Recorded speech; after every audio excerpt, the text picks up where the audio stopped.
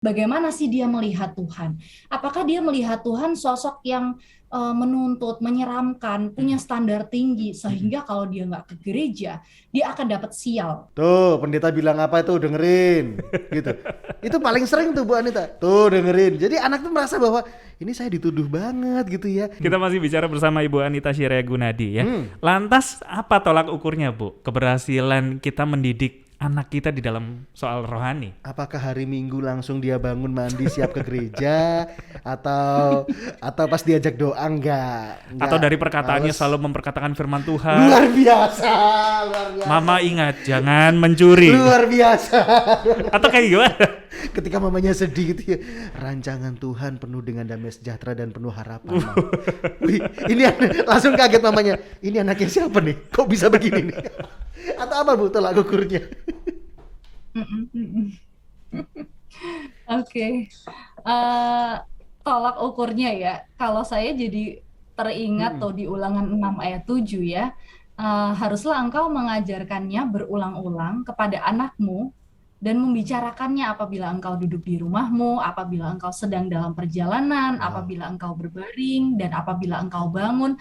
Sebenarnya tolak ukurnya adalah kalau menurut saya, apalagi anak-anak yang kecil adalah tolak ukurnya kita sendiri ya, Hmm. keberhasilannya ya. Hmm. Sebenarnya kita jujur melihat ke dalam diri kita, seberapa kita itu mengintegrasikan, membicarakan terus kebenaran firman Tuhan itu Hmm. di dalam hidup sehari-hari kita gitu. Misalnya pada waktu pagi hari, kita dengan sengaja nggak sih mengajak anak kita, serta bukan hanya kita aja yang Hmm. diam duduk berdoa bersyukur, tetapi waktu anak kita ada kesusahan, Hmm. ya kita ajak berdoa.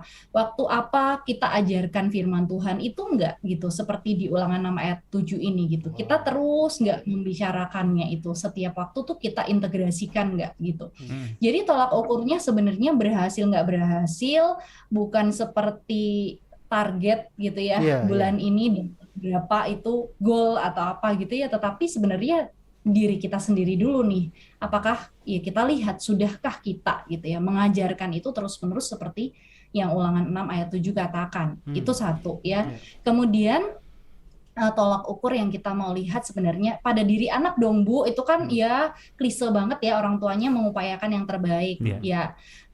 Pada diri anak gimana? Tolak ukurnya kita mau melihat waktu anak itu melakukan hal-hal yang misalnya berdoa begitu ya. Tadi kan contohnya Hmm. membaca firman, berdoa, kemudian memperkatakan firman gitu.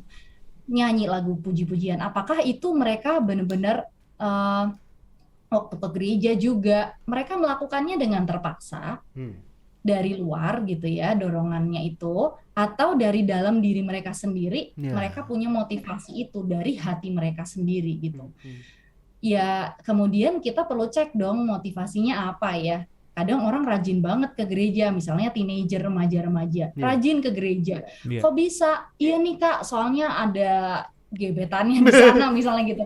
Nah, itu kan ya rajin sih gitu tampak luarnya, tetapi kan apa yang ada di dalam kita kan perlu tahu. Nah, itu Betul. nggak Iya. mungkin kita tahu kalau kita nggak pernah heart to heart sama anak gitu. Iya. Bagaimana sih dia melihat Tuhan? Apakah dia melihat Tuhan sosok yang menuntut, menyeramkan, punya Hmm. standar tinggi, Hmm. sehingga kalau dia nggak ke gereja, dia akan dapat sial, misalnya gitu. Nah, itu. Nah, itu kan bukan sebuah kedewasaan dalam pengenalan akan Tuhan ya, kalau menurut saya. Hmm. Itu motivasi, iya, dari dalam dirinya, iya, tetapi tidak tepat gitu. Ya. Karena ketakutan motivasinya gitu. Hmm. Jadi memang kita kalau mau mengukur ya, pada akhirnya tuh mesti bisa bicara heart to heart sama dia, kita Hmm. tahu ya apa yang ada di dalam hatinya gitu. Hmm. Oke. Building connection dulu gitu sama dia. Hmm. Baik. Ya, seperti itu. Kalau mau ngukur-ngukur secara keilmuan ada nggak Bu Hmm. teorinya gitu ya? Iya. Tentu ada ya, sampai kuesionernya orang buat tuh bagaimana Wow. mengukur tingkat Oh. religiusitas, tingkat spiritualitas seseorang gitu Hmm. kan. Hmm. Nah, tapi itu kan tetap ya terbatas sifatnya ya. Hmm. Menurut saya yang paling valid ya sebenarnya apa sih yang ada di dalam hati orang itu? Apa sih yang Hmm. ada di dalam hati anak kita Iya. gitu. Iya, Iya, betul, iya, iya, betul, iya. betul. Mungkin kelihatan juga dari sikapnya ya. Iya. Waktu mungkin ada kesusahan, berdoa atau Heeh. gimana gitu Bener, kan bisa bener. kelihatan. Tadi saya jadi inget ya Bu, kalau ngomongin soal orang tua dan anak dalam hal kerohanian gitu ya. Kalau saya zaman kecil dulu paling sering kalau sama mama gitu ya, komunikasinya itu cuman bentuk gini. Tuh, pendeta bilang apa itu dengerin gitu. Itu paling sering tuh Bu Anita. Tuh dengerin. Jadi anak tuh merasa bahwa ini saya dituduh banget gitu ya. Terus kalau di gereja gitu, senggol-senggolan gitu ya. Itu mungkin yang akan membentuk ketika kita suami istri kayak dengerin khotbah itu buat kamu tuh ya. Itu adalah habit sejak kita kecil Sobat Raida karena orang tua tuh dengerin tuh ya. Ninggalin kita ya. Iya benar. Iya, iya. Padahal kan bisa dimasukin dengan cara yang tuh mungkin lebih halus, nggak usah kayak menuduh atau menghakimi anak gitu Iya, ya. iya. Ini koreksi buat setiap kita orang tua dan calon orang tua tentunya. Luar biasa. Kenapa ketawa? Ya kan benar kan? Calon orang tua kan? Setuju. Satu lagi Bu, sebelum kita masuk kesimpulan, kasus anak minder. Nah, ini minder ini ada yang bilang minder tuh sombong tapi yang ke dalam gitu ya. Ngerti ada potensi tapi ya udahlah nggak kayak merasa nggak percaya diri, nggak yakin akan diri sendiri. Apakah ini tandanya orang tua gagal untuk dalam tanda kutip menyuntikkan hal-hal kerohanian yang positif, karena kan anak jadinya nggak ngerti akan betapa pentingnya dirinya, betapa berharganya dirinya, Tuhan punya maksud yang luar biasa. Apakah akhirnya minder itu jadi satu alasan bahwa orang tua gagal Bu? Ini pertanyaan yang menarik ya, bisa sampai ke minder ya, Iya, kreatif yang Kok bikin bisa ya? pertanyaan. Siapa yang bikin? Tapi Saya yang bikin. Silakan Bu. oke. Sebenarnya apakah ada kaitan nggak sih antara minder dengan tingkat kerohanian? Sebenarnya belum tentu ya. Eh, Pada waktu ya anak itu, apalagi kalau mereka masih kecil gitu ya, mereka belum bisa berpikir abstrak ya. Makanya kalau ditanya tentang tolak ukur itu, akhirnya kita jadi kenapa perlu sangat personal gitu ya, karena journey pertumbuhan rohani tiap orang itu ya unik ya. Iya. Coba kalau Nathan sama Jonathan, juga mungkin Sobat Bahtera Yuda yang mendengarkan, kalau ditelusuri ya kisah perjalanan kerohanian kita, pertemuan kita dengan Tuhan, pengenalan kita akan Tuhan dengan teman kita, yaitu bervariasi sekali, berbeda-beda, unik sekali caranya Tuhan itu akhirnya menangkap kita, memeluk kita kembali pulang gitu. Makanya anak juga demikian. Apalagi kalau usianya berbeda-beda. Misalnya pada waktu kecil mereka masih konkret sekali. Mereka masih belum bisa berpikir abstrak, menghubung-hubungkan gitu ya. Misalnya nih kalau dalam kasus minder, apakah saya ini kuat dan bisa karena saya punya Tuhan yang kuat, maka saya kuat. Nah itu kan susah ya dimengerti oleh anak kecil yang masih usia yang pikirannya masih konkret sekali. Kemudian saya ini dibilang spesial sama Tuhan sehingga kalau misalnya saya dibilang begini begitu, saya nggak perlu minder karena Tuhan bilangnya saya spesial misalnya. Nah itu kan butuh proses dan perjalanan sampai anak itu akhirnya ngeh ya. Mungkin waktu kecil dia bisa nih nggak terlalu ngerti ya, terus dia ya aku kuat karena aku punya Tuhan yang kuat. Anak saya juga gitu ya. I am special gitu misalnya. Dia dengan iya aja gitu karena dia masih pokoknya apa yang dibilang sama orang tuanya, apa yang dibilang sama orang-orang di sekitarnya itu dia sangat percayai gitu. Bahkan kalau kita bilang ini lampu ini namanya kursi, dia akan bilang itu kursi gitu kan. Apa yang kita ajarkan lah intinya dia tangkap gitu. Tapi apakah itu benar-benar dia menghayatinya, kebenaran itu sungguh-sungguh dia mengerti, benar-benar gitu. Belum tentu, nanti kita lihat tuh teruji waktu ketika misalnya dia remaja, di situ kan usia-usia mulai mempertanyakan ya, dan juga belief sistemnya dia tuh mulai diuji. Dia mulai melihat kok ada ya belief system lain nih selain apa yang saya percayai selama ini, selain apa yang diajarkan oleh papa mama guru sekolah minggu selama ini, kok ada hal-hal lain ya nih yang saya baru tahu nih. Nah di situ kan mulai diuji tuh kepercayaan yang dia tahu nih, misalnya Tuhan bilang dia spesial, bener nggak sih gitu ya, itu nah melewati pengujian itu, kalau dia akhirnya benar-benar menemukan, nah dia akan membuat keputusan. Nah baru di situ teruji lah gitu ya. Jadi nggak tentu gitu antara minder sama tingkat kerohanian itu terhubung gitu. Ada orang yang benar-benar cinta Tuhan, tapi dia ini masih juga susah ya untuk melihat bahwa dirinya ini misalnya eh, bisa atau mampu misalnya ya, masih juga minder, ada sisi-sisi minder gitu ya, itu bisa aja gitu ya, bukan berarti misalnya nih, sering orang tuh bilang ya, kalau kamu pencemas kamu itu nggak punya iman. Nah ini kan sebenarnya kasus yang kurang lebih mirip ya. Iya, betul. Kalau kamu minder berarti kerohanian kamu misalnya nggak dewasa nih gitu. Mm-mm. Itu belum tentu gitu, karena orang yang percaya Tuhan bisa aja dia tetap pencemas gitu ya. Iya. Iya. Tapi mau diapakan nih kecemasannya dia? Mau diapakan nih rasa mindernya dia? Mm. Apakah dia kemudian bawa kepada Tuhan, serahkan Tuhan saya minder nih ya, Tuhan bantu saya gitu kan?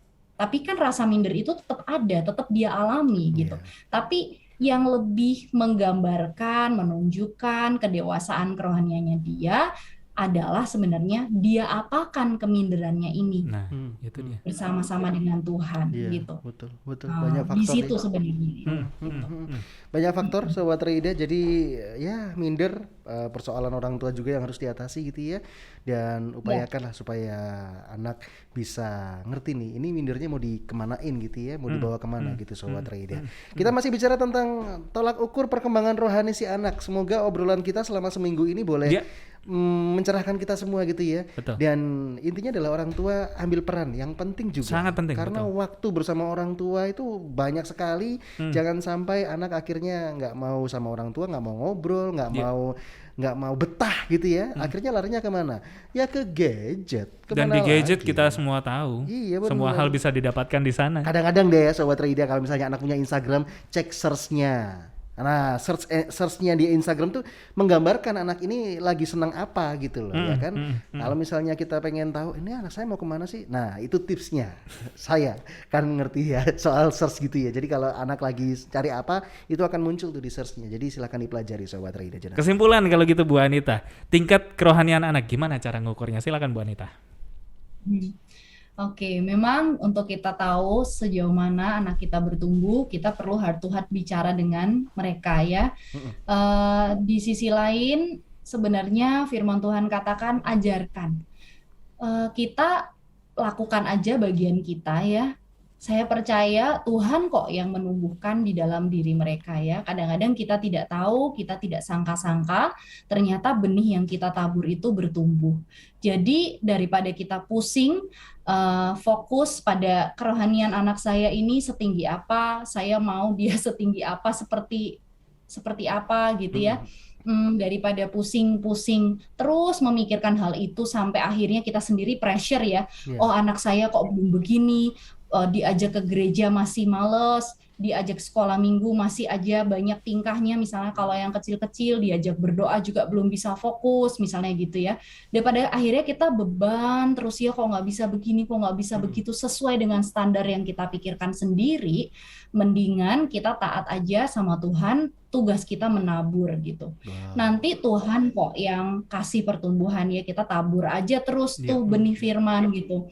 Dan kita ya tentu pupuk, kita sirami dengan apa? Dengan make time sama mereka, dengan kasih gitu. Di tengah-tengah keluarga yang ada rasa aman, ada kasih sayang, di situ benih itu akan bertumbuh dengan baik gitu. Jadi tugas kita, yuk tabur aja, yuk mengasihi aja, sayangi mereka ya. Itu sih yang bisa saya bagikan ya hari ini gitu. Luar biasa, ini udah cukup panjang nih ya, seminggu luar biasa. Ini Bu Anita sudah sharing hal yang baik sekali untuk kita gitu ya. Bahkan minggu lalu kita bicara tentang remaja, minggu ini kita bicara tentang anak begitu ya. Saling berkaitan. Kalau yang lalu itu apa sih Pak? Oh, sudut pandangnya dari gereja. Betul. Kalau ini dari orang tua Sobat Reida ya. Semoga bisa memperlengkapi kita. Ingat apa yang kita lakukan, apalagi itu yang baik itu ya, nggak akan sia-sia. Tuhan pasti mengerjakan bagiannya. Peran kuncinya ada di orang tua nih ya. Dan kita lakukan aja sebaik kita, versinya kita sendiri gitu ya. Ibu Anita punya Instagram yang bisa Anda follow di mana, Ju? Anda bisa follow di @anita_gunadi ya. Anita Gunadi disambung. Oke, dari obrolan kita, Anda yang belum punya anak seperti Nathan dan Jonathan, akhirnya gimana nih? Pressure, Pak. Kepengen cepet atau kepengen lama? Pressure Pak, kayaknya nggak usah deh.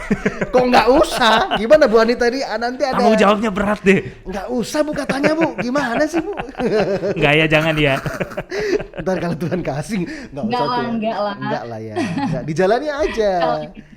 Pasti Tuhan kasih kekuatan ya Bu ya. Kan kita aja ya tadi Nathan sama Jonathan ceritakan kalau orang tuanya nggak sempurna juga ya. Iya. Tapi kan buktinya Nathan sama Jonathan sekarang mengenal Tuhan Jadi kan, juga bertumbuh kan, betul, gitu. betul. Iya luar biasa ya Tuhan itu kalau bekerja nggak pernah dibayangkan Sobat Rida. Tapi Ibu Anita seminggu ini kita sudah ditemani, kita ucapkan terima kasih Thank you, Bu sekali. Anita. Kalau masukan-masukannya pasti berguna buat kita, bahkan kita iya benar.